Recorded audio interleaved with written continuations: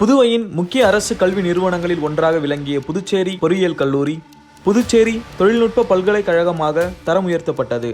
ஆனால் பல்கலைக்கழகமாக மாற்றிய பிறகே துணைவேந்தர் நியமிக்கப்பட்டதாகவும் அதன் பின்னர் கல்வி நிறுவனத்தின் தரம் தொடர்ந்து சரிந்து வருவதாகவும் மாணவர்கள் குற்றம் சாட்டுகின்றனர். ஒரு காலத்தில் தேசிய தரவரிசை பட்டியலில் சிறப்பிடம் பெற்ற இந்த கல்வி நிறுவனம் தற்போது பேராசிரியர்கள் கடும் பற்றாக்குறையுடன் செயல்பட்டு வருகிறது. பல துறைகளில் ஆசிரியர்கள் இல்லாததால் மாணவர்கள் தாங்களே பாடங்களை படித்து தேர்வுகளை எதிர்கொள்ளும் நிலைக்கு தள்ளப்பட்டுள்ளதாகவும் தெரிவிக்கின்றனர். அதேபோல் ஆய்வகங்கள் மிகவும் மோசமான நிலையில் உள்ளதாகவும் நிதி ஒதுக்கப்பட்ட போதிலும் அவற்றை சீரமைக்க எந்த நடவடிக்கை எடுக்கப்படவில்லை என்றும் குற்றம் சாட்டுகின்றனர். வகுப்பறைகள் சேதமடைந்து கழிவறைகள் பயன்படுத்த முடியாத அளவிற்கு சுகாதாரமின்றி இருப்பதாக மாணவர்கள் வேதனை தெரிவிக்கின்றனர்.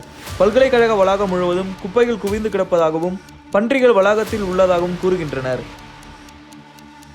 வகுப்புகள் நடைபெறும் நேரத்தில் கூட நாய்கள் வகுப்பறைக்குள் உலாவுவதோடு சில சமயங்களில் பாம்புகள் வகுப்பறையில் காணப்படுவதாகவும் மாணவர்கள் அதிர்ச்சி தகவலை வெளியிடுகின்றனர். இந்த நிலை குறித்து மாணவ மாணவிகள் பலமுறை புகார் அளித்தும் இதுவரை எந்தவித நடவடிக்கையும் எடுக்கப்படவில்லை என கூறும் அவர்கள் மாநில அரசின் பல்கலைக்கழகத்தை உரிய அதிகாரிகள் நேரில் ஆய்வு செய்து நடவடிக்கை எடுப்பார்களா என கேள்வி எழுப்புகின்றனர்.